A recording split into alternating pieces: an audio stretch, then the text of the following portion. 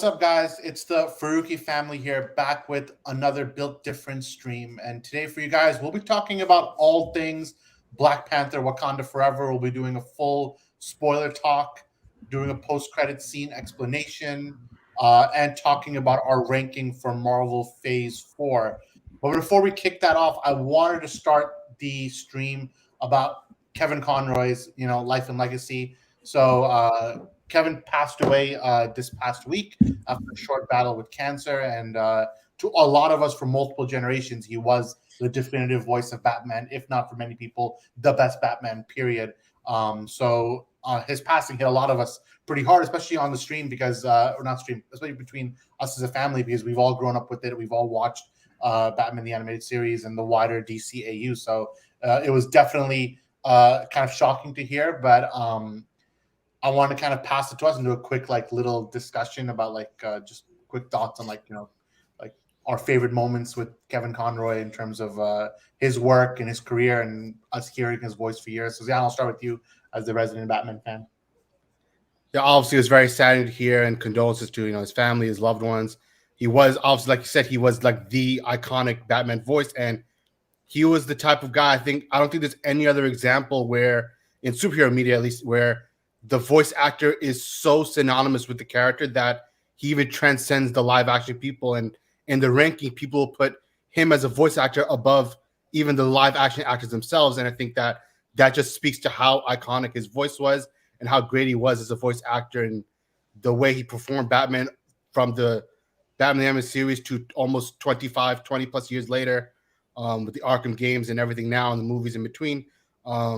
He is just the Batman, and his voice will always be iconic and just connected to that character for forever, basically, as long as his media is still around. And I think that just speaks to how special he was as a voice actor. And it was really great having to have that connection with him, growing up with Batman series, and then with Justice League and all the animated shows and all the movies and everything. And I think that, it is very saddening, but at least his legacy will live on through the character, and people will always remember him connected to Batman.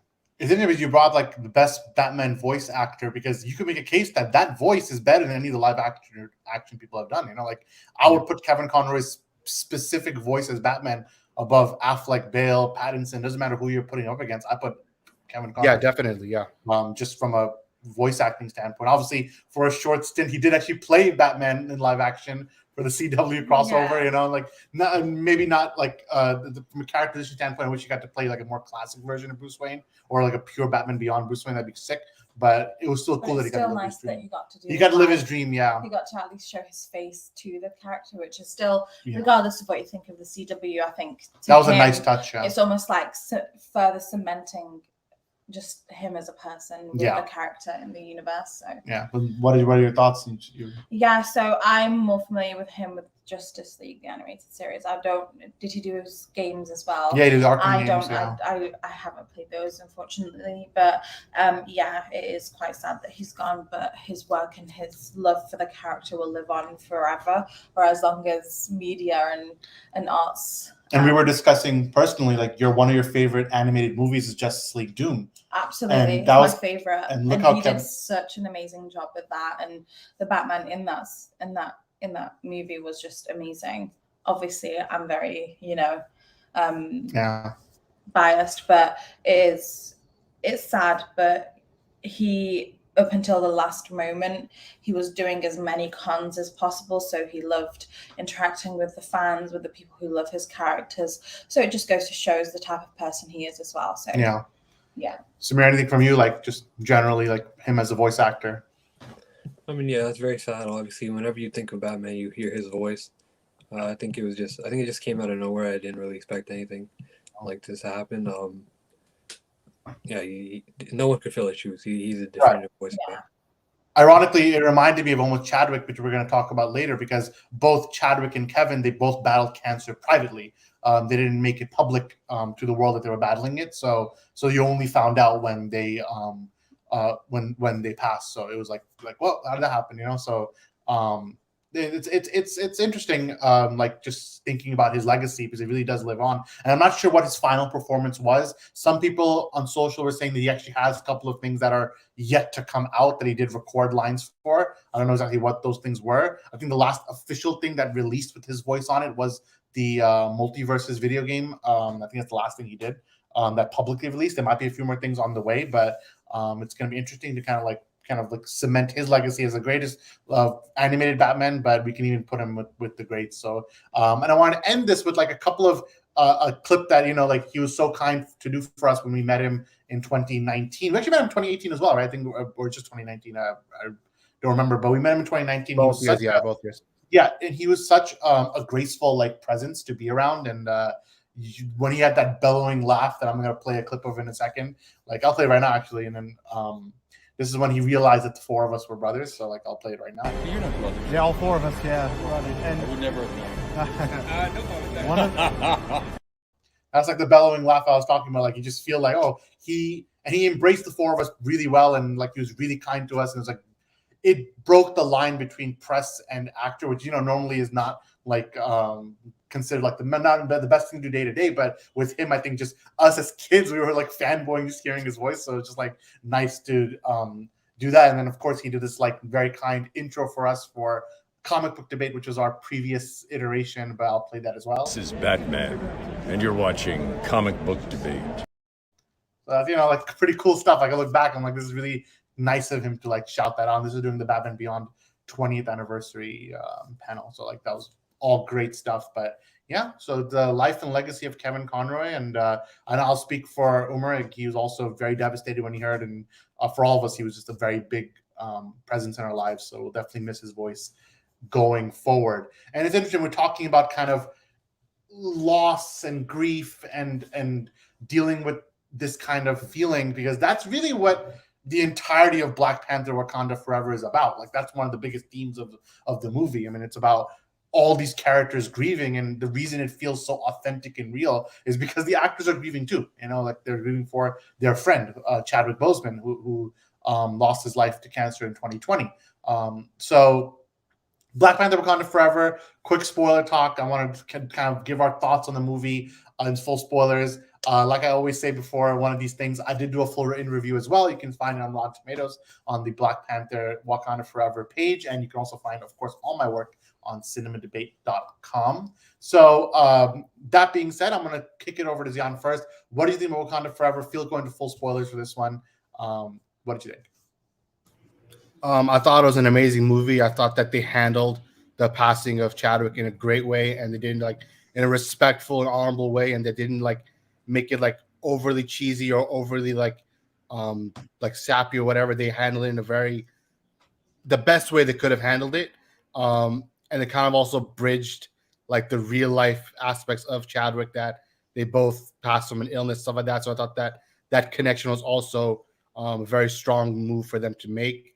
And it really resonates with the audience as well. Like just from the get-go, they hit you with the emotional punch right at the start to get you like, okay, yeah, this movie means more than just a regular film, because it's not like, oh, it's just like a character. The actual actor passing away was a big deal. So you really feel that just right at the beginning with the silent intro honoring Chadwick Boseman. And I thought the movie, everything else was great in the movie. I think I really had no big gripes with it. All the performances are really top notch, and Namor was clearly the standout guy in this film, along with Letitia Wright. She also did an amazing job as Shuri. But I think overall, when he placed this, like so much Marvel content came out this year with the Disney Plus shows and like the 3 films, and I think that really this is right on top of all those things, and it kind of clears the rest of them in terms of quality on a technical level, story, writing on every level. This film sits on top of Marvel this year. And Fatma, I want to jump to you next. I mean, I agree with almost everything Zion said, because I think all of us will be very high on this movie. But what were your thoughts? Full spoilers. Yeah, it was a very hard task for Coogler to like deliver something that was further establishes the universe without disrespecting the legacy of T'Challa and Chadwick Boseman's portrayal of it. So it was very hard to, do that. And I commend him for the work that him and the cast and everyone else that participated in this and to make it turn out to be what it is, because it was done in a very respectful way. You could feel the lack of his presence there, and it wasn't like done in a cheap way either. So like whatever humor was in the film, it was very appropriate. Didn't give you the usual I spoke about this in my review on my channel, but like it didn't give you that usual MCU pause of like, we want you now to laugh. It just felt so real. It felt in place. It felt like I didn't in one point think that they disrespected him or disrespected the other characters around him either. So from that standpoint, I think they did an amazing job. And it's such a hard thing to do, like to continue the legacy of someone in a film and continue the storytelling of such an amazing character that's loved in the MCU. So I thoroughly enjoyed it, and I thought that it was a great addition to the universe, and he built so much with the other characters as well.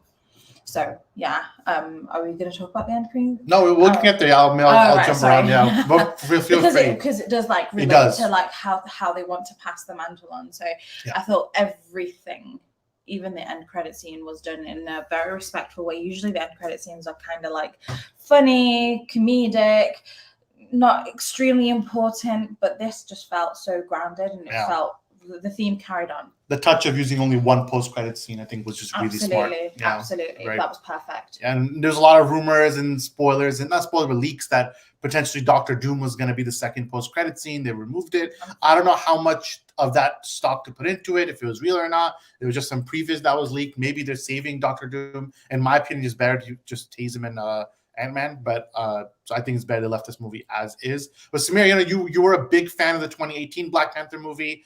So what did you think about this one? Did it live up to the first movie? How do you think the actors did in the wake of Chadwick Boseman's death? Yeah, I really loved the first one. I liked this one. Originally, I didn't have much faith in it because it was just such a huge loss that they suffered. But I think they handled this really well. Obviously, there's like a whole nother level of emotional weight because the real life loss of Chadwick Boseman. I think they translated that to the film really well. Obviously, some standout characters like Queen Ramonda and Shuri and Namor, all really great. I really wish they used some other characters more too. I think they needed some more screen time. The music was really good. The story was really good. Everything was really good. I really liked the world building for Namor's character, that whole civilization. Everything was really good. Yeah, I'm pretty much on the same wavelength as you in terms of handling everything well. And that grief point is a big part of my review as well, because normally when you're doing a story about, losing a character, and there's a lot of superhero movies where one character will die and they have an extended funeral scene, a death scene, even Superman in BVS, and when he comes back, like that's all a story perspective. So when the audience is going through a loss of a character, you feel it, but it's nothing like this because this is real life for everyone. So all the audience, all the actors, the director, production, score, every little part of the movie, you can see the real life implication that they lost their friend in real life. So then when the characters are grieving and crying, those are real tears, like they're crying for their friend. So it's easy to, I'm not sure how it is as an acting perspective, easier or not, so maybe that's the wrong word to use, but it brings a new dynamic when you're putting on a performance that you have that real life thing to grab from, because character and actor are the same in this scenario. So I think they did just an incredible job with that in mind, because you could have handled this in so many poor ways. And one of the comments I'll bring up is one of those poor ways, saying that this was Marvel's most powerful and emotional movie. I'm sorry, I'm gonna get to the point. This is Alex's point. He said, I'm glad that they didn't try to do anything with Boseman in the ancestral plane. I was a bit worried they'd try to CGI face. I was impressed with the reverence, because we saw this with movies like Ghostbuster and a couple of others, maybe because those actors passed a long time ago, or what allegedly the Flash Star Wars as well. Star Wars did it as well with Leia. Yeah. And I'm sure with that they have the family's permission whenever you use a dead actor's like CGI face. But I thought for this one, even if Chadwick Boseman's family was okay with it. I'm actually happy that they did not go with a CGI, even a CGI hand grabbing Shuri. It wasn't worth it. Let's just like let it be, like where it was. And I think that I agree with Alec 100%. That was a really well touched point of view. Like the most we saw of Chadwick was literally this. Like that was the only time we saw his face, and outside of the cut scenes of the first movie of Memories. So they didn't they didn't make it like they didn't overdo it, and they kept it as a real life foundational piece of the movie, which I think this was perfectly done. So so from that, I want to move from Chadwick to like how they handled the character of Black Panther, and I'm going to get everyone's opinion on this because obviously the recast T'Challa movement was pretty much started from the moment that Chadwick died, where there was an opinion that Black Panther must stay as T'Challa because he's an actor. This character must be preserved in the way that Superman, Batman, Wonder Woman is preserved. That if any of the actors died, the character does not get fridged or get remade to a new character. He stays as the character. So this movie had the difficult task of solving this equation. And they did it by, again, spoiler alert, by doing a post-credit scene where we are revealed that T'Challa had a son whose name is also T'Challa, so Prince T'Challa, setting up potentially a new Black Panther who will carry on the mantle. So Zan, do you think that was the best way to appease both the people who think that only a T'Challa can be Black Panther and appease those who feel like Chadwick's passing deserves the character being fridged for at least a little bit? I think it was a smart move and did a good job with that. I don't know how much it also plays into like the whole controversy with Letitia Wright and the anti-vax or whatever, because you can see in the movie as well, her role is really M'Baku becomes the new king of Wakanda. They make it apparently known that they replanted the flowers so there can be future Black Panthers now as well. And now T'Challa had a son also named T'Challa. So all signs are pointed to, maybe her time or her role as Black Panther is going to be less or limited. And they're kind of moving it to a place where, the new Black Panther will be T'Challa's son, T'Challa. So then in like a pseudo way, you still have the T'Challa Black Panther without it actually being King T'Challa, the version we know, while still honoring the character and the name and whatnot. So I think all of that, they're handling it in the right way. And really the question is, how will they get to that point? Because in the movie, in the post-credit scene, he's only like 5-6 years old. So are they going to do a time jump? Is it going to be a multiverse thing where an adult version of him comes from a different universe? I don't know, but I guess those are the questions. We'll see how they're going to handle it in the future movies. But I think they did a good job setting the seeds for a new T'Challa version of Black Panther. Samir, what do you think about Zian's point of view on this one? I was muted. What do you think about Zian's point of view on this one, Samir? That the controversy over anti-vax and everything with Wright's character, did that play into maybe the script changing and them kind of pivoting away from her? Because by and large, this is her movie. Like, she is the main character, even though the posters and the trailers kind of made it more about the ensemble. Well, the ensemble is important, but she was by far the protagonist of the movie. We're following her character arc from beginning to end. But it seems like in the end, they kind of pivot away from her being the main character of this franchise going forward. I mean, obviously that does play a factor because we heard over the past, while they were filming, that there was some controversy on set, right? While they were filming. Regardless of that, I think they handled Letitia or Shuri as Black Panther really well in this movie. Obviously, she becomes Black Panther in the comics, so going that route is the way to go for this one. She was great. Obviously, they set up the next Black Panther.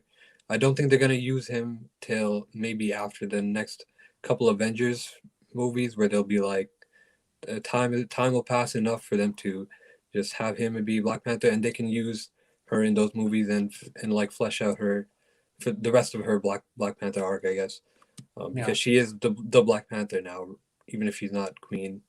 Yeah, they'll use her as Black Panther for probably Avengers, and then before Black Panther 3, which I hope Ryan Coogler returns to direct, they should have the son take the mantle of the father. I think it'll create a great 3-film arc, like T'Challa, Shuri, then T'Challa again. But Fatma, what did you think about like the post-credit scene since you had? No, Some I thoughts think on it? I think it is definitely perfect. And it kind of appeases both sides of the argument.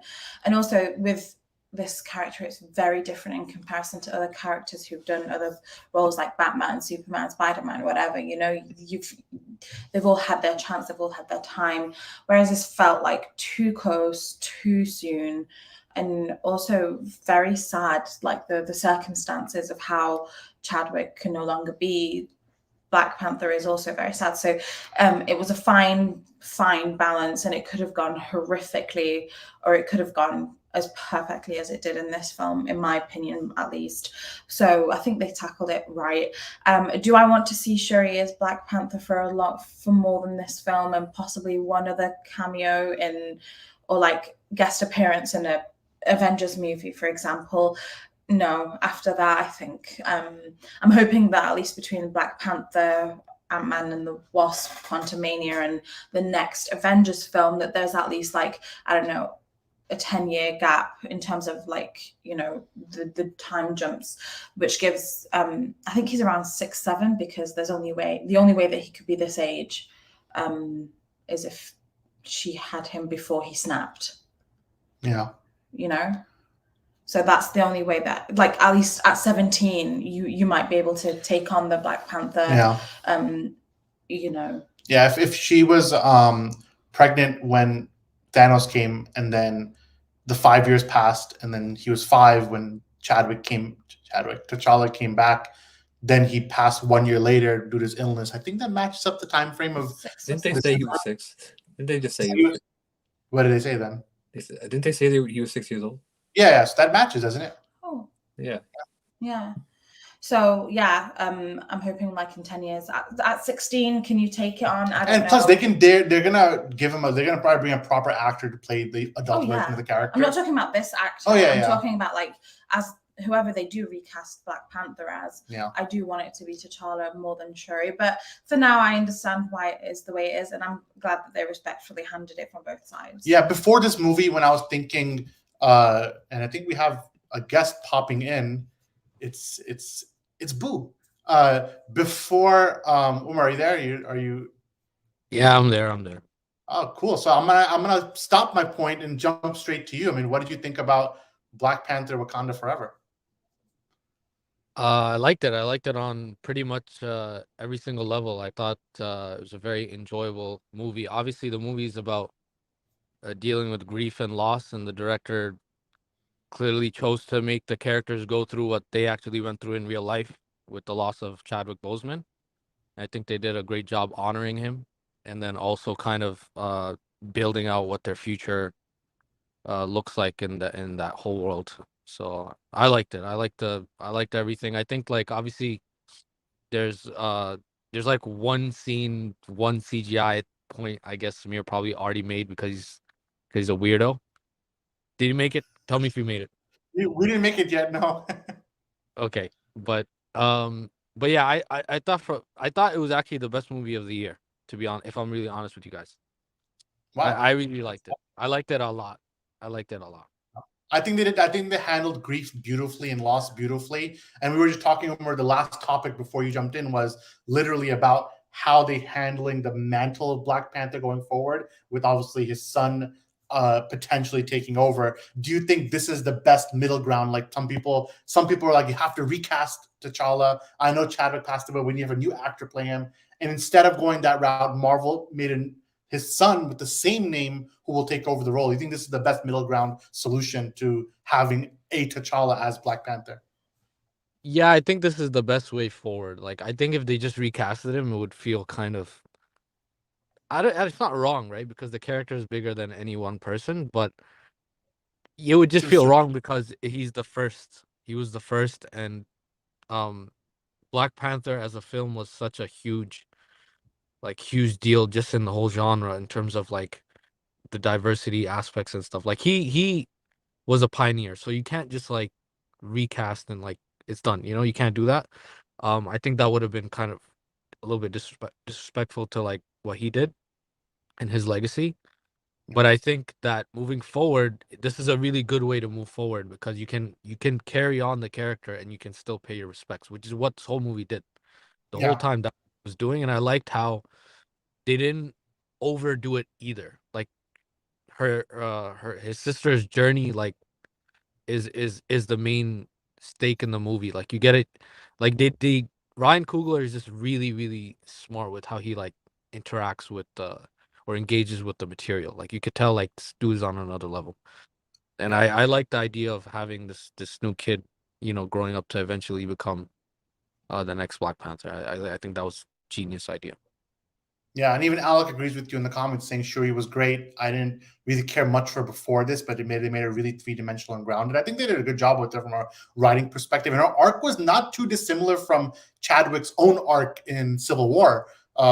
Between him not killing Zemo in the end to avenge his father is not that dissimilar from Shuri not killing Namor in the end after he killed her mother. So I think that was an interesting kind of like comparison between two different arcs. But speaking of arcs, I want to talk a minute about the ancestral plane scene that they used. I mean, like Alex in the beginning, they're happy that we didn't have a CGI Boseman. I think that would have been very disrespectful. But the fact that they used Killmonger as the character who will talk to her, and the similarities between Killmonger and Shuri, because both of them just want power for revenge. Samir, I mean, you're a big Killmonger guy. I mean, so how did you feel about that character showing up again? And them using him in the movie. That might have been my favorite scene in the movie. I think it really caught me off guard. I didn't expect them to actually use him, even though the leaks had him in the movie. I really liked the way they went with the character, having her not be like too good, influenced by influenced to be maybe a little bit evil. I don't know. But because the most generic route would have been if just she saw her mother in the ancestral plane, which would have been fine. And in the end, her mom did like reach out to her in the end. But I feel like using Killmonger was just a great like way to like, again, like in the perfect world, you have Chadwick, but like this is like the best what you have, and they did a really good job with it. I think that scene was absolutely fantastic. Zion, do you agree with that? Yeah, I agree. And just like Samir, it also caught me off guard, and I was like, whoa, like I didn't expect that to be the case. But then during the scene, everything, it all fits so perfectly, and they weaved the story together of how they are actually very similar, and how he was running down all like the list of kings with his dad, what he would have done, T'Challa would have done, all that stuff. And I thought they handled it amazingly well. I think that's just credit to the writing. The writing was spot on in this film. And I know for Marvel films, the writing isn't usually the high point in most of the films, but this one they did everything very, very well. And just credit to the whole team of people working on it. I think I love Fatma, the part where they're like, like your father was the hypocrite, your brother was too noble, and the scene cuts before saying who will you be like, but she does in the end does say that I'm not like my brother, like I'm gonna take care of business. Like, what do you think that scene was just done really well, right? Yeah, I do, and it's interesting to see like the motivations of taking it, whereas from T'Challa's point of view, when he took it because he had to, for the reason of carrying on his father's legacy, to carry on protecting his people, as opposed to wanting revenge for everything that has happened.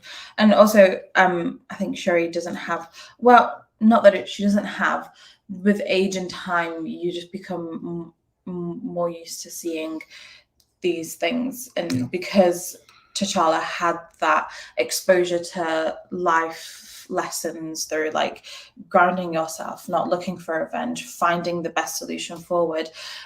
Shuri's always been the person that works behind the scenes doing these things. So if she's not had that exposure of like, training yourself to like look inwards instead of like looking outwards. So that's their difference. And they did show that and portray that because, that is how they were raised, right? So sure. Like, it was a great way to portray her grief as well, because grief comes in many forms. Yeah, it does. Yeah, and speaking of grief and loss, I mean, we started this topic, Umar, this whole stream by talking about the life and legacy of Kevin Conroy and how the kind of like the themes of losing Kevin Conroy for the fans and then bleeding into Black Panther. I think it was just it was very like this stream feels like one where we're talking about loss and the cathartic nature of recovery. So all of us have given our opinions on Kevin Conroy, but I wanted you to quickly touch on it. I did share with the stream 2 clips. One clip was us when Kevin Conroy started. He has that really joyful laugh when he's like, you guys are brothers? And he's sarcastic, like, oh, I could never tell. And he does that haha laugh. And then the second one was his like iconic, you're listening to comic book debate. If I'll play one more time the comic book debate one before we go. So here's This is Batman, and you're watching Comic Book Debate. So Umar, give your thoughts on Kevin Conroy. Obviously you can get it firstly out of the way that he's the definitive Batman. Obviously his voice is the voice that rings in people's heads every time they pick up a comic book or they read anything really about the Batman. And I think obviously the legacy that he's left behind is going to be a very tall order now for the next voice actors to like kind of follow his path and whatnot. But I think just having it's very rare that you actually meet like your childhood heroes and stuff. And we were really lucky to actually get a chance to sit with him and talk with him. And he's you can tell just from a very little interaction with him, he's very kind. And even when you look at his like the things that he was doing in his life in terms of like sending people small messages. I saw a message that he sent to another person whose family member passed away, and Yes. just doing that in the Batman voice, like just little things like that show you the kind of human being he was. And I think that people that are gonna the people that are coming and playing the Batman now, even in live action, whatever it is, I think you have no choice but to look at Kevin Conroy's legacy with that character. And we always say that no one person is bigger than a character, but if there was anybody that kind of I would say challenged that, it could have been Kevin Conroy, right? So I think it's obviously with loss and grief, it's one of those things like it feels like in this world we actually end up losing, like you're getting like Chadwick Boseman passed away, Kevin Conroy passed away. Like it's like a very, I don't know, I was thinking about it the other day. I was like, wow, like it's like a weird thing to hear because you don't really hear it in like other parts of like the entertainment business. You don't really, I think Kobe Bryant is not the entertainment business, it's sports, but it's kind of like, I was just thinking about how weird it is that like we're seeing kind of people in this genre like go and young. Yeah. Shadow was young, right? So Yeah. Kevin Yeah, Conroy, condolences to his family, obviously, like Yeah. praying for them. It gives you a chance to like just take in the mortality of life, I suppose, and like how it works. So it's nice to ground yourself sometimes. Sometimes we just like enjoy all of these fantastical elements of media, regardless of the genre, regardless of sports, film, music, TV, whatever it is. You get so caught up and you forget that these are actual real people that provide the magic that you see on TV, the entertainment, whether it's from the sports perspective. These are actual real people that you're seeing provide you this amazing like human performance, whether it's in sports or acting or singing or whatever it is.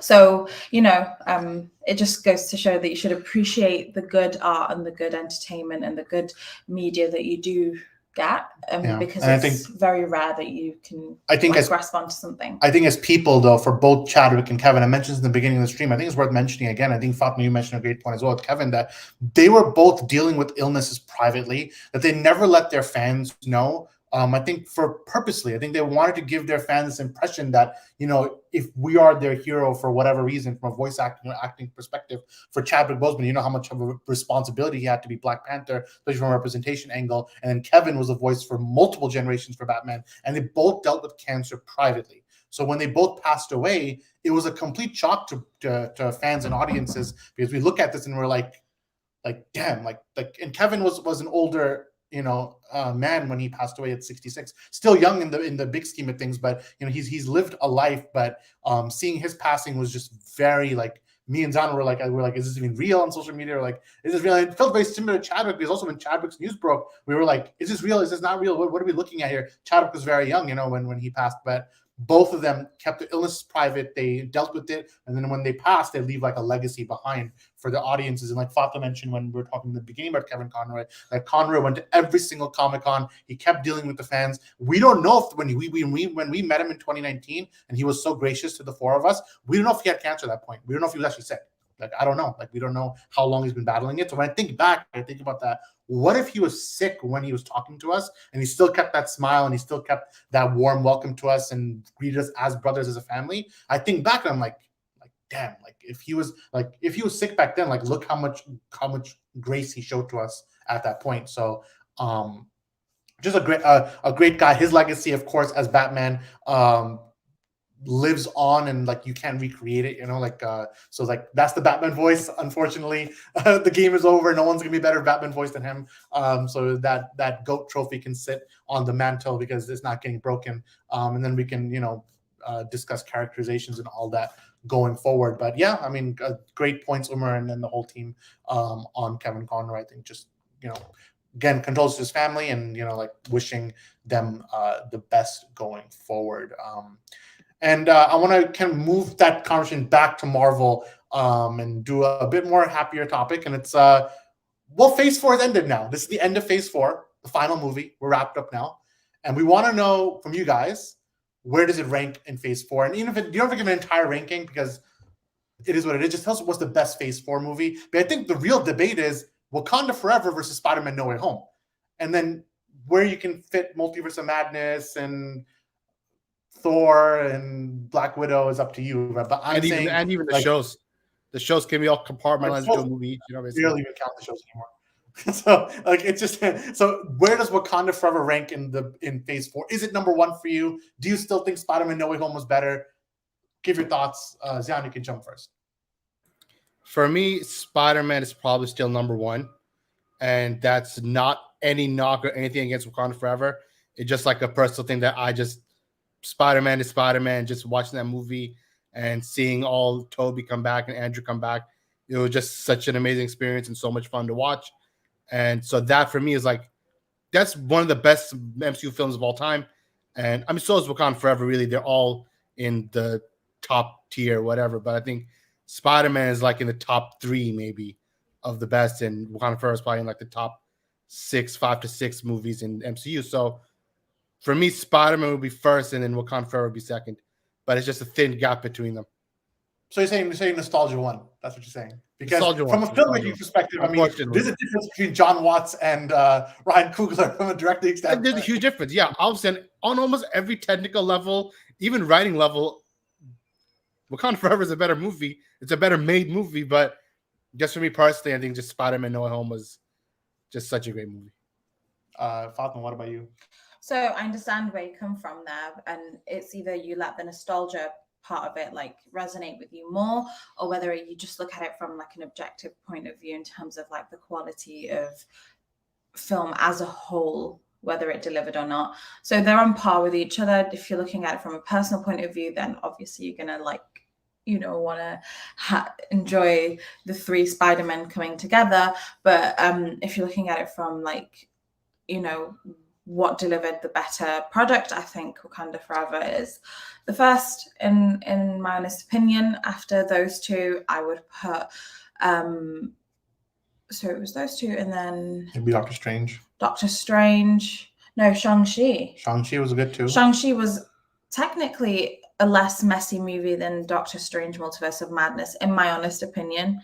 Yes, it didn't provide groundbreaking things, but it did set up a lot of the Phase 5 elements with the rings. I think Doctor Strange was ruined purely by the fact of arguably the worst post-credit scene in the history of Marvel. So possibly. That's so true. I don't even remember what it was.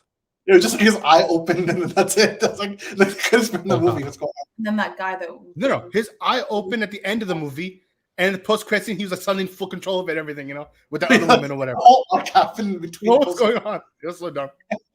Yeah. So in my opinion, I think Shang-Chi is technically a slightly better film in terms of how it goes through all the acts together. And it also sets up the future of Phase 5 in terms of the rings that they have and stuff like that. Multiverse of Madness comes 4th. It's still a good movie. And then the rest are just Thor: Love and Thunder, dead last. and then the rest are just like Somewhere the in same middle. level around about there. I thought the shows were just good to mid, like Moon Knight, Miss Marvel. Like, Miss it's Marvel all and right. Moon Knight were the best, in my opinion. And everything else was But in like terms that. of impact, Loki was the most important show to Was Loki the phase MCU 4 or what? over everything. Loki was Yeah. the most impactful. All the Disney Plus shows are phase 4. I haven't seen Loki, Oh, well, it's better than honestly, so I It's need be- to it's- catch myself up well, it's on well, that. it's better It's than the Moon best Knight of the Marvel Disney Plus shows. by far. Yeah. I'm sure it is. Samir, what about you? I think the main debate is Spider-Man versus Wakanda Forever. But like, if you have a hot take and you're gonna suddenly say Black Widow is the best, go for it now. I'll put Spider-Man first just because of nostalgia. Obviously, the first third of the movie was super garbage. I'll never watch it again. But Spider-Man my favorite character, so I guess I'll put it at the top. And then second, I would put Shang-Chi, which I liked a little more than Wakanda Forever. I think there were parts of Wakanda Forever that I didn't really like that much. I think they didn't use some characters enough, and then some parts they were just doing too much with it. I really didn't even. I don't know why they put Elaine in it. You know, I forget what her name is. I forget what her name is in the movie, but So you don't like that she's suddenly the wife of the other guy? yeah, well, I don't know what they were doing with that. It was like I didn't even realize that till the second watch. It felt unnecessary. It felt like it dragged the movie a little bit. There are obviously some CGI problems with the movie.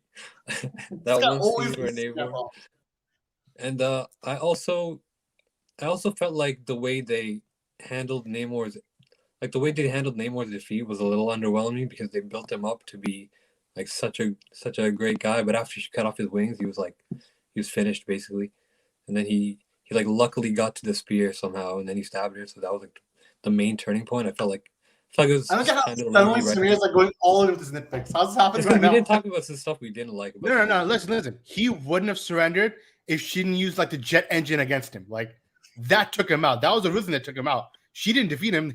Her technology beat him. Yeah, she put him in an oven or something, but it was like Ironheart put him He in. wouldn't have surrendered if that wasn't the case. That's talking about the final part where like they hit him with that flame burst, flamethrower, critical damage. Oh, you're talking about the flamethrower, the last ship part.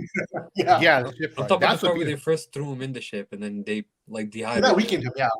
I think Yeah, regularly weakened Namor at his full strength is probably more powerful than Black Panther. I think Yeah, it's just by the that end. like some parts I think were kind of lazy written. Like when they first landed on the beach, like there was like 10 whole seconds before he even tackled it. Like he could have just ran back to the water if he was smart. And obviously he was I hate built Samir up to so be much. that, right? Samir I says- don't know. I disagree. Shang-Chi is not better written than Wakanda Forever. From a I like writing it. point. Shang-Chi is freaking garbage compared What are you to talking Shang-Chi about? It was pretty Shang-Chi's good. fourth. Like even That's Shang-Chi is both like of his man after are better. Wakanda and Most Well, of you like it the more man than is so Doctor bad. Strange. just because Doctor The thing is, Strange was a mess. My thing is, Samir went full nostalgia guy on Spider-Man, saying that Spider-Man, I just like Spider-Man, so it's number one. That movie allowed. technically is the worst of all the movies. And It's then true. for Black It's true. Panther, you nitpicked every little detail. It's true. Imagine we nitpicked on I'll that allow level for it. Spider-Man. Listen, I'll allow it I'll for allow it. Spider-Man. They brought back the characters. Who would have thought? If they do a Also, Spider-Man- the first act actually isn't that bad. I was watching Spider-Man? coming off the plane. I forgot where it's coming from. The kid next to me was watching on like the screen, and I couldn't hear, but I was watching the movie. I was like, the first act wasn't that bad. First act of Spider-Man? Yeah, it's not that bad. It's not that It's bad. like It did what it needed to show like the impact of Peter in his regular life. What changed and how They people did it handling it. very poorly. Trust me on this one. They did it Yeah, very, It doesn't matter. It's still the fact you couldn't hear it made it better. it's because they had to bridge it's it from still far not from home, a which is worse stupid. take than Shang-Chi being better than Wakanda Forever. Shang-Chi's better. It's not better. Shang-Chi's it, No, bro. that's just a wrong opinion. freaking Nah, garbage. they did his backstory really well, and they did worst. Dublin really I hate well. it. All right, Umar, go after Samir. Go after him.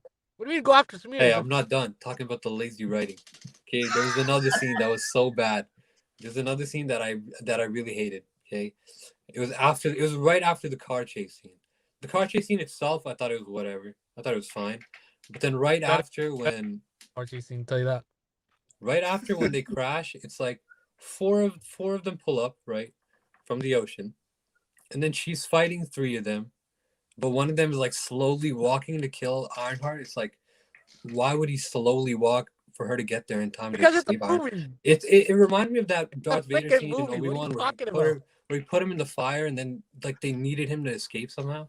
It's like they wrote it so that it was like inescapable, and then they had to figure out a way to get out of it. I don't know. That's what it felt like to me. So I thought it was. I don't know. She had the plot shield. The plot saved her. Bro, if Samir criticized every movie with, if Samir criticized every movie with the level he just did Black Panther, then every movie bad. Yeah, but Shang-Chi didn't really have that, bro. It was fine. Shang-Chi was fine. Shang-Chi had one thing. It's so boring.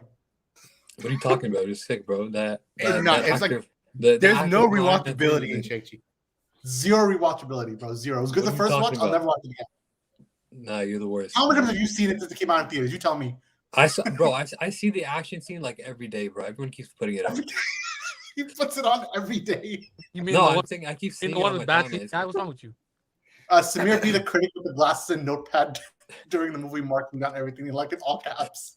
So true, bro. This guy had notes ready. This guy had so much to dissect and like destroy about Wakanda Forever. It wasn't that bad. That's how you know. No, I like the movie in the theater and already made up his mind that he's not gonna like this movie. No, I like the movie. Okay, I liked it.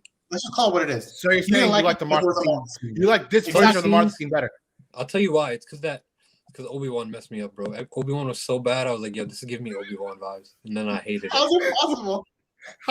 What relation is there to Obi-Wan and Wakanda Forever? I agree Obi-Wan is bad. I'm saying why are we Disney's doing something? Listen, so you're saying because you hate Obi-Wan, you hate Wakanda Forever more. I don't understand this guy, bro. I don't understand how he says Obi-Wan, it's bad, whatever. What did that have to do with Wakanda Forever, you dummy? Bro, I just told you why. Obi-Wan was good, you would have liked Wakanda Forever more. It's because they wrote people into a hole sometimes by trying to make things happen.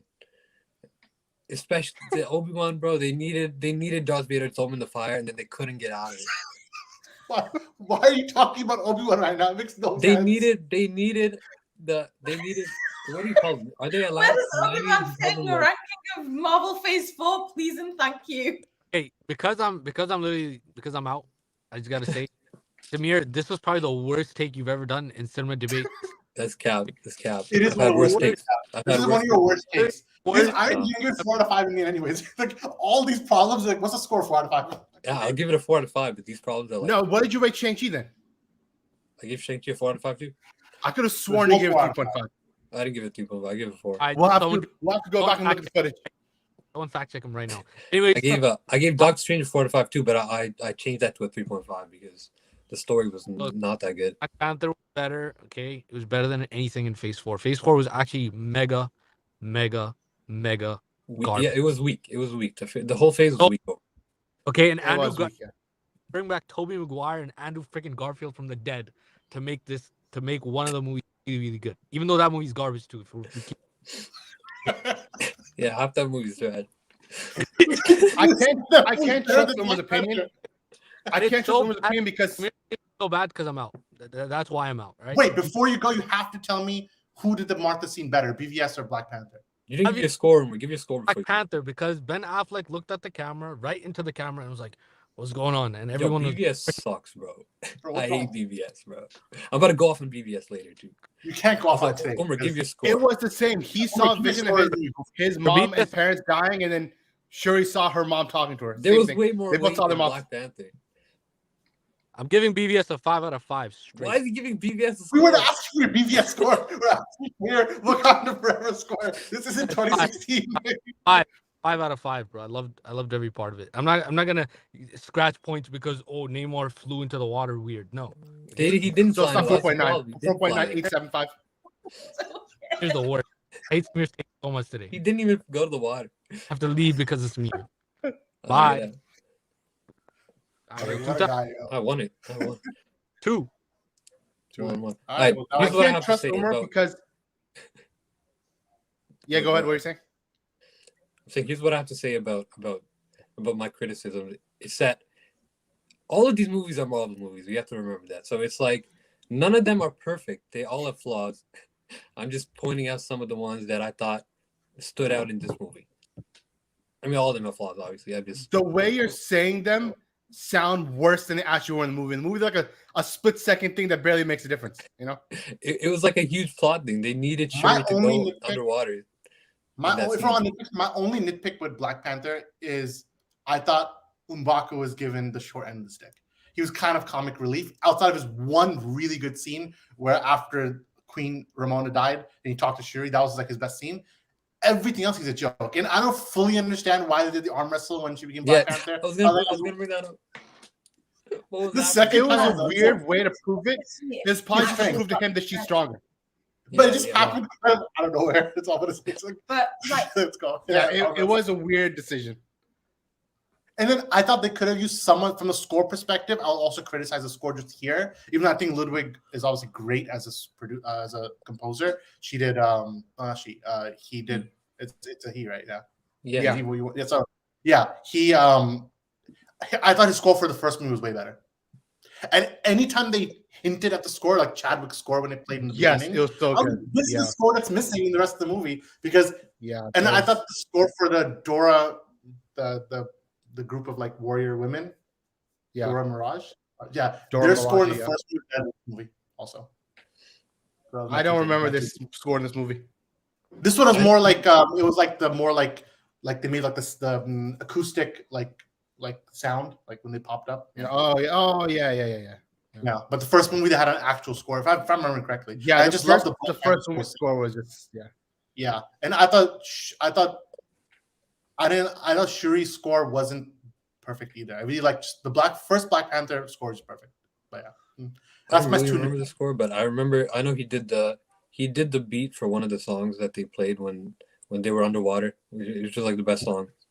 Yeah, so that underwater song was so nice. Yeah. When they first discovered Takalor? Calican, yeah. So they did a good job at that. And then just, some of the comments, we have No Way Home, Wakanda Forever, and Shang-Chi were the best Phase 4 films. Loki and Miss Marvel were the only shows I enjoyed. Alex said, Phase 4 had great highs, but low lows, full of mid-level projects to make a mid-phase. Was talking to friends that couldn't name any projects outside of Wakanda Forever, No Way Home, and Doctor Strange.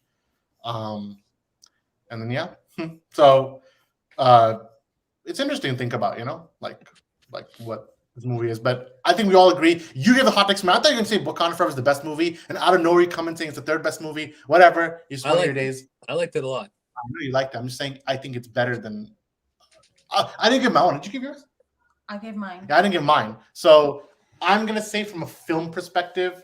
It's like this is not a hot take. Everyone said it. From a film perspective, Black Panther is the best made film of Phase 4, and I hope they give Ryan Coogler Avengers 6 because of it. From a nostalgia heartstring perspective, No Way Home is good, and the third act of No Way Home I think is better than any act of Wakanda Forever. So like, if that makes sense. Like, okay, but see, you're not giving a real answer. You didn't give a real answer. What do you put first? Spider-Man's first. That's the answer. There you go. So you can explain it, try to rationalize it any way you want. The scene where Peter is standing in the rain of Times Square and the big J. Jonah Jameson is after he lost Aunt May. That scene alone is probably better than any scene in this movie, and that's a non-nostalgia scene. So I would say I picked one non-nostalgia scene to compare against Wakanda Forever, and then I guess it kind of fits. It's just the Curb Your Enthusiasm guy showing up and just being his same self from Curb is like, I don't know. You mean JB Smooth? Yeah, JB Smooth, yeah. Also, why is Blood wearing a coat in 70-degree weather? Bro, it's 48 degrees right now. What are you talking about? It's freezing outside. It is a little cold, yeah. All right, so yeah, I'm just gonna skip that topic. All right, let's jump for quick look at Andor. First 10 before we do Andor, out of the 4 superhero movies that came out this year, 2 DC, 2 Marvel. That one I was gonna save for another stream, but we can do it quickly and we'll save for next time when Uma Sina will do a full discussion. That one I'm saving for like an end of the year wrap up, like going to every movie. Because there's no more superhero films coming out, so like that's it for superhero movies. Yeah, that's it for superhero movies. So I want to do that, but I want to give it its own like headline stream topic, maybe for next week actually. So tune in for that. So Andor, first 10 episodes. It's been doing quite well within critical audiences and fans. So Fatma, you are the resident Andor fan on the stream. I am in love with this show. Everything about this show is a masterpiece. The writing, the directing, the performances, everything. Literally, this show has captivated me in a way that no other Disney Plus show, whether it's Marvel or Star Wars, has captivated me. Mandalorian is like the biggest hoo-ha, but that relies on a lot of like cute green babies, and like cameo like whatevers and all of that. But this is a masterclass in writing, in bringing so many different elements, the rebellion, how it works. My God, the last 2 episodes were just divine in every single way. I cannot even, like, the love I have for Andor is absolutely crazy, and I know he's like really scared right So now. you're saying it's better than Wakanda Forever? Absolutely it is. But you're comparing Star Wars to Super. I just wanted to bring it up.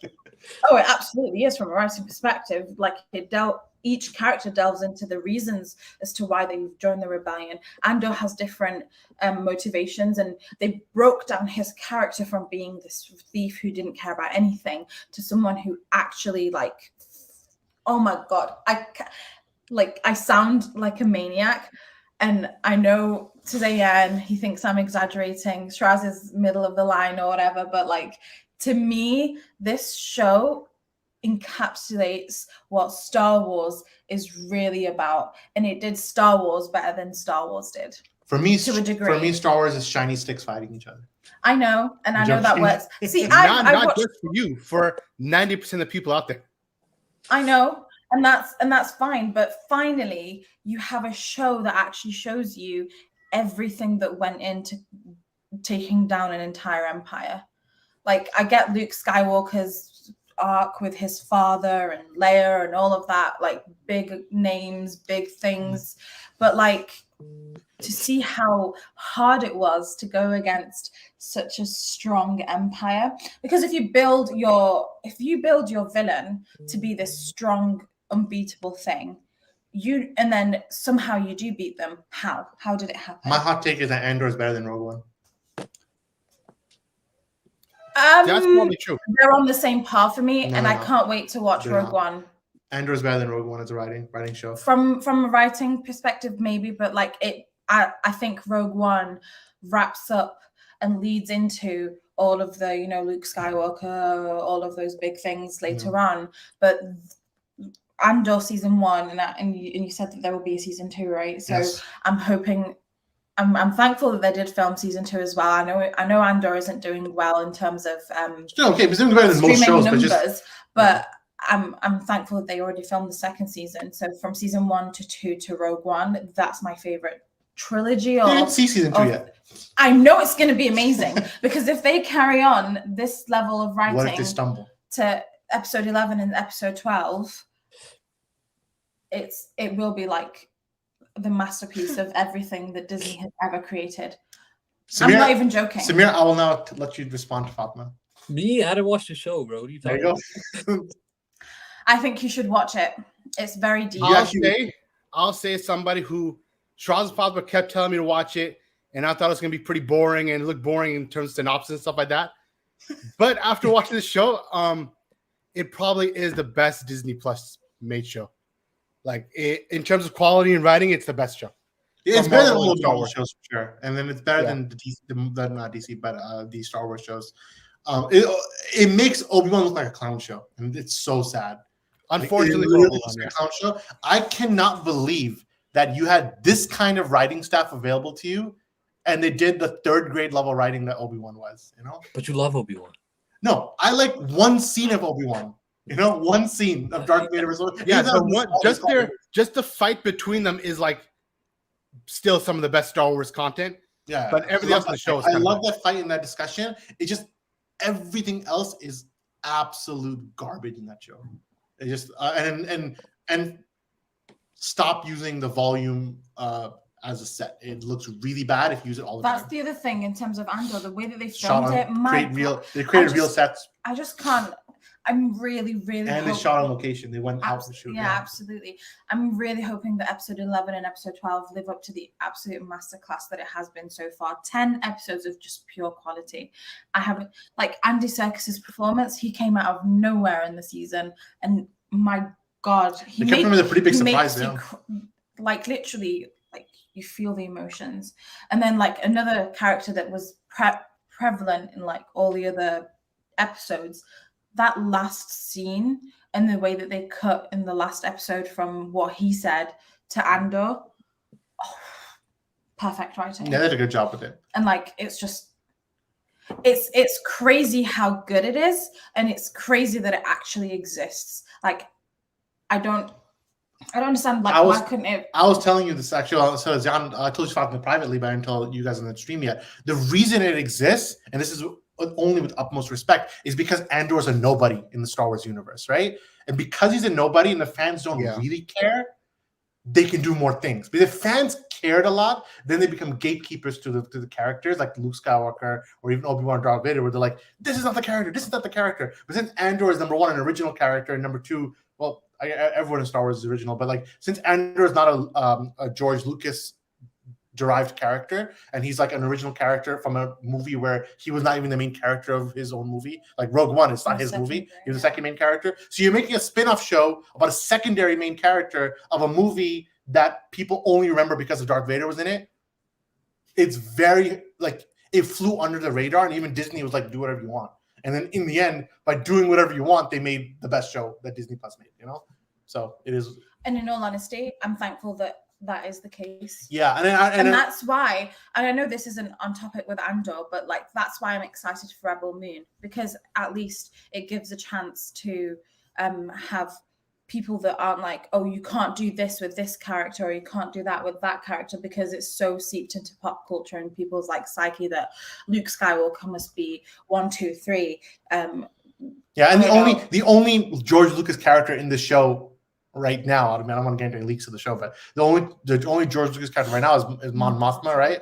So, and I think they're giving her a great arc, but she's really just a one-note character in the original movies, and she was only like deleted scene in the prequels, or she was in the prequels, but she had no lines. And you know what, her performance goes undershadowed as well, because you've got two great, like the Skarsgård and Serkis, who are also amazing actors in other films and other shows and other entities, but like her performance is so amazing, and to see like how hard it was for her to also like form the rebellion, it's just, to me, that's what I care about when you're talking about you know, revolution and taking down an empire. This is what I personally like look into for like character development. Do you hear something on the stream or no? Just whatever, you're moving around right now. I'm not moving anything. That's the weird thing. It's very interesting. A noise is coming in the room. That's all I'm going to say. No, we don't hear anything else. So it's probably just a chair I just heard right now. Then we're not hearing anything else. Either way, yeah. But yeah, great point on Andor. Yeah. I'm riding. I mean, it's all right. I'm riding the Andor wave, and I absolutely love it, and I'm on it. It's not better than Wakanda Forever. I wouldn't laugh for. Yeah, it's okay. No, it's okay. You can't compare a show to a movie. Oh my God. I might watch it. I want to. Thing is, Samir, I want you to watch it and then tell next stream what you think about it. The thing is, I don't know. I don't really care about Andor. I didn't care either. Nobody cares about Andor. Like, I did not care either, but it's good for a show's sake. Dude, like, as a show, it's just a good show to watch. I'm only just now finding out that Andor's a guy, and I watched Rogue One. Like, he's in Rogue One. I didn't even know he's in. I don't even know if it's the same guy. Well, you don't even like. How do you not know that? I don't know. He looks like, I don't know. The actor looks like the same guy as the one in I don't know, Rise of Skywalker, the like thief guy. You know, the worst character ever. What? You remember that guy? I don't remember what you're talking about. The thief guy, bro. They had to get the thief guy from the random planet. The worst arc ever, like the worst side plot ever. I don't remember that movie. I have no memory of this. You don't remember Rise of Skywalker? No, I don't remember any Thief in Rise of Skywalker. Yeah, I don't remember Thief either. Oh no, was it the Last Jedi? I don't remember. Oh, that guy. Yeah, it was the Last Jedi. Benicio del Toro? What's wrong with you? I don't know. I barely different. saw the trailer. I was like, "Who is?" I was like, "Is this the same guy? Is this the thief guy?" It's not Benicio del Toro, bro. Bro, I don't know. I wasn't paying attention, but I haven't even watched Lord of the Rings yet. I'll probably I gotta put this You know. Oh, yeah. Oh, Lord of yeah. the Rings, you have time though. Lord of the Rings is better than this show. Watch Lord of the Rings first, then watch Andor. The best parts of Star Wars, I think, is the world building, and if they do that right in this show, then I love when they did Coruscant. They did the world so good in this movie. They all feel like very well lived in. And if some of the leaks for the show come true, I'll be happy in the end also. So it was something for everyone. So and then just to end on the topic on the why is blood wearing a 70-degree coat, and you said it was 40. You said, are you living upside down or something? And dude, Ziana just built different, just like the stream. And then Umar's ghost is haunting the stream because he died with Smear's hot take. Wow. About Shang-Chi being better than Black Panther. Like, what's wrong with you, bro? What are you talking about? It is. I agree. It was probably your worst take. Congratulations. What are you talking about? Shang-Chi's pretty good. Yeah, and you talk about it's not top 3 even though. Filmmaking perspective, like Shang-Chi is one of the better filmmaking perspective movies out of Marvel. Hey, we never said all bad. the Marvel movies. It's not bad. It is one of the better Marvel movies, but it's not better than Wakanda Forever. Yeah, it is, but that's going too far. Not even close. It's not even close to Wakanda Forever. No, it's close. Also, what his name is Simu Liu. Yeah, Simu Liu. Yeah, he's not that talented to me. I don't know, like average at best, Yeah. Oh yeah. Also, Michael B. Jordan as Killmonger is actually not that good. Especially in this one. Like this made me realize like his acting in this one was I don't know. This is quite apropos. Yeah, we need to rename. I remember in Black Panther, but in his little cameo in this scene, like he wasn't acting really good. I don't get it. The amount of nitpicks you've had right now, if you don't get this movie a 1 out of 5, then this guy just said when he started, bro. he's like, that was the best scene of the movie, my favorite scene, and I was like, oh, he wasn't that good. That was the best scene. It was written really well, but like the follow through wasn't that good. What's wrong? The follow through is a basketball. What are you talking about? You follow through. Follow through on multiple things that aren't. The one funny video on Twitter was like if Kilmonger and Namor were like together, the Shaq and Kobe. If Kilmonger was alive, right?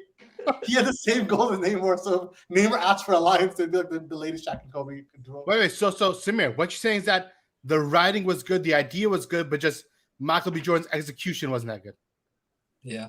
Right. So then you can say the same thing about the Martha scene where the writing and the idea was good, but Henry Cavill's execution wasn't good. Who said the characters were good in that? Probably one of the worst takes of Batman ever. Like the worst. Like the worst direction to go in with the character. It's the best direction. Oh my god! He literally fell off. That direction. That was like the worst. That was the number one direction. Oh my god! What a terrible. Like the way they handled this one, the way they handled the characters in this movie really like put into perspective how they handled Batman and BVS. Like that was like the worst thing ever. God, I hate that. God, I hate Batman in that. He's just going off. It's like every single hot take is coming out now. What's wrong with this guy?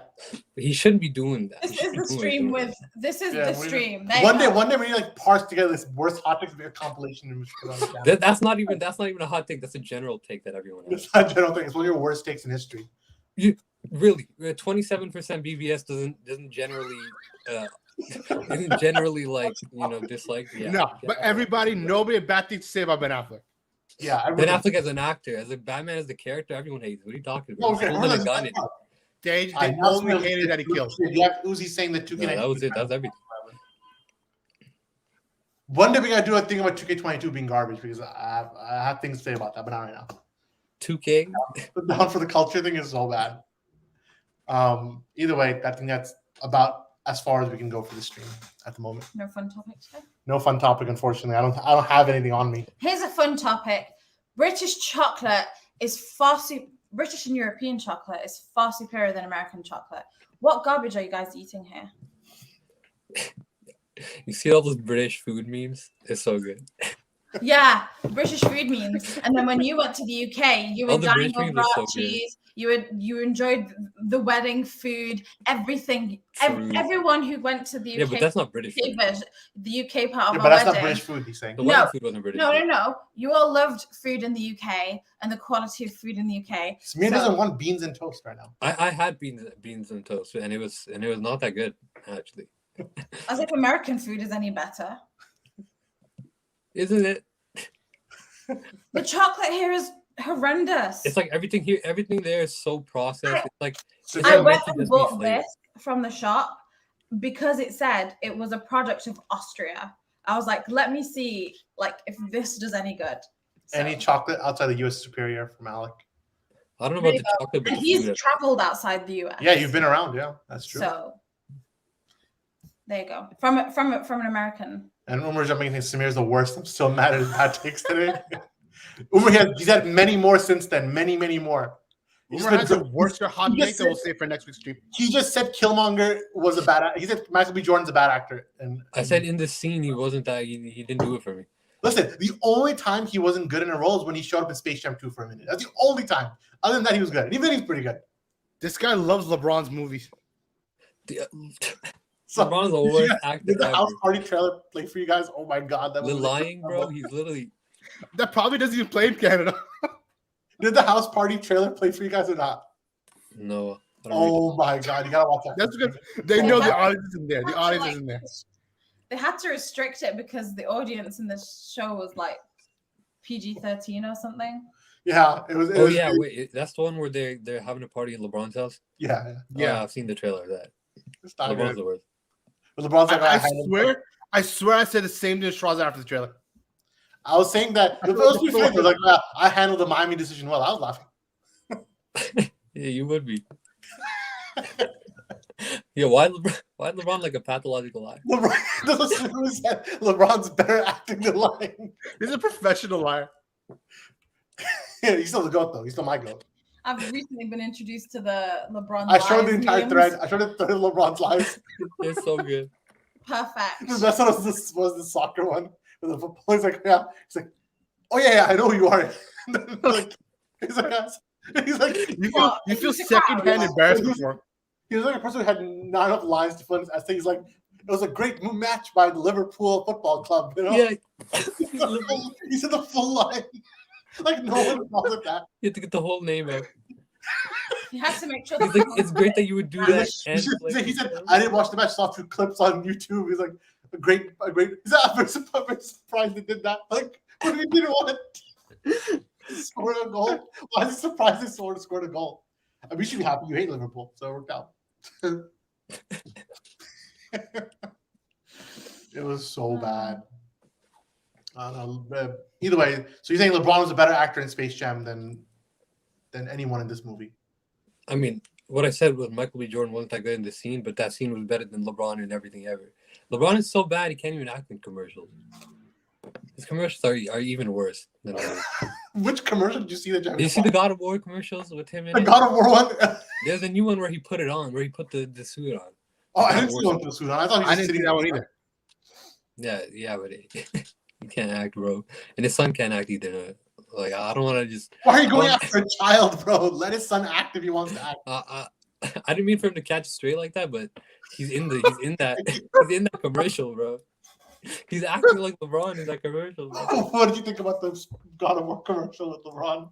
I mean, even John, like, commercials are weird because even actors who are actors aren't even good at them. Like, yeah, but he's with actors in the commercial, and they're acting fine. Yeah, no, they're doing that too. They're doing that too. John Travolta's like sitting there cashing a even check. John Travolta was just like, "I'm here for the money," and like, what's the other guy? Ben Stiller. Ben Stiller was trying too much. So like, in commercial, Ben Stiller said his line like an actor, and then LeBron started talking. It is so bad.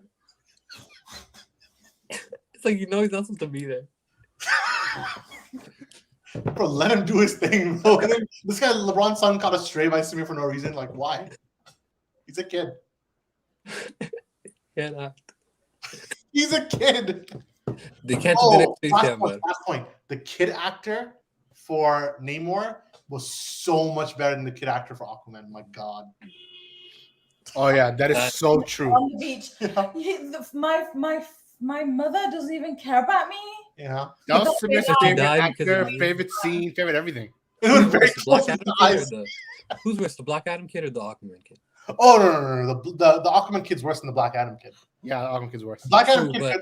but because of the role that the Black Adam kid had, I might hate him more. No, but because he's more important. So because Yeah, he's more why- important, the movie is worse. Why is he like a central No, but- character? Listen, I'm thinking the way deadpan shot of like Willem Dafoe like holding the stick. You know, he's like, your mother loved you. Like, what is this, yo? That was bad. What am I watching?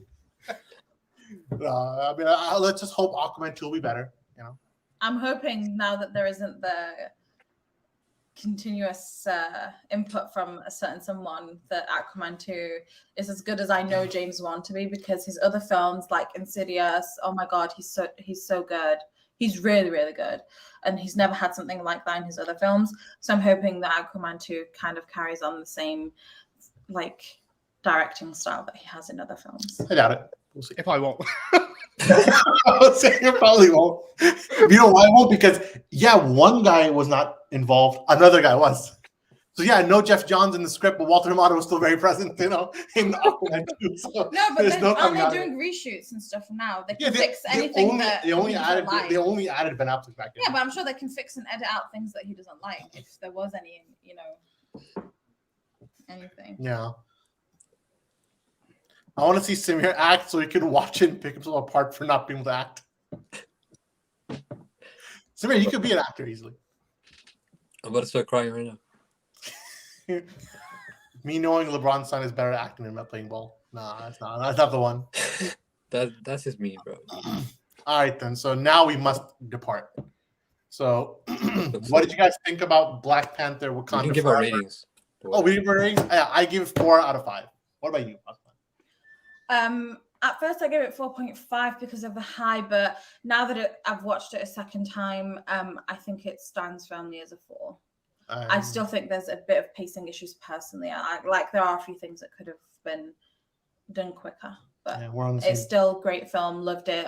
Everyone should watch it. I'm on the same page with her on that one. Yeah. Zion, what about you? I originally gave it 4, but after the second watch, I'm the opposite of Fatma. I give it 4.5, and not because it's a 4.5 in terms of the wider scope of every movie, but just because in comparison to the rest of the MCU, it is a 4.5 out of 5 movie, and the rest are just have to be lower. So because of that, this is, I consider, a 4.5 movie. That's a good point as well. And Samir, last one to you. He's a 1. I give it a 4. There you go. 4 with 10 years worth of nitpicks. This is just like 2017. Bro. Our first ever podcast in 2017 is just. Why are you going to this conversation now? Leave that where it was. I didn't go further. I'll just say it's our first podcast. You know what it was. I have many receipts from around that time. I don't want to see any of your receipts. Put them in the trash. I have so many receipts of your reaction after coming out Suicide Squad, things like that. Don't make me pull them up. So if we go into the receipt war, you have a lot to worry. You talking about mine? Didn't I see the dance scene in Guardians was better or something? Yeah, you did, but you also said it was good. That's a different point. All I can say is that you loved it a lot coming out of it. Are you talking about Suicide Squad? 2016, yeah. You love it so much you want it again. I know, I did watch it again. I don't. You want a third bad Suicide Squad? They gotta drop that whole thing or whatever. That's a conversation. That is so true. Yeah, they have to drop the franchise. They probably will because this last one. No, they're not because James Gunn took over. So and that's his thing. That's why it's a huge. Get a King Shark solo movie. Peacemaker. I don't know. Black Panther: Wakanda Forever made more in one day than the Suicide Squad made in the whole box office. Black Panther just domestically beat the entirety of 4 weeks of Black Adam. The only chance anyone will watch Black Adam this week is because they confused it with Black Panther. No one's really gonna watch it. That's so true. They're like, oh yeah, Black something is flicking. Just flick the movie. By mistake, they watch the wrong one. Like, what is this? No one's willing to watch that shit right now. All right, so either way.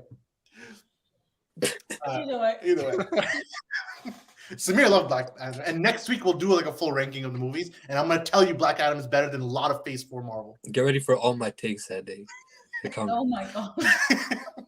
I don't think the world is ready. Next up, he's gonna say, "Thor: Love and Thunder was better than everything." Yeah, you might say that. It's possible. All right, then. What do you guys think about Black Panther: Wakanda Forever? Let us know in the comments and join the debate. From myself, from Zion, from Umar, from Samir, and from Fatma. We're the Farooqi family, and we'll see you next time. Peace out.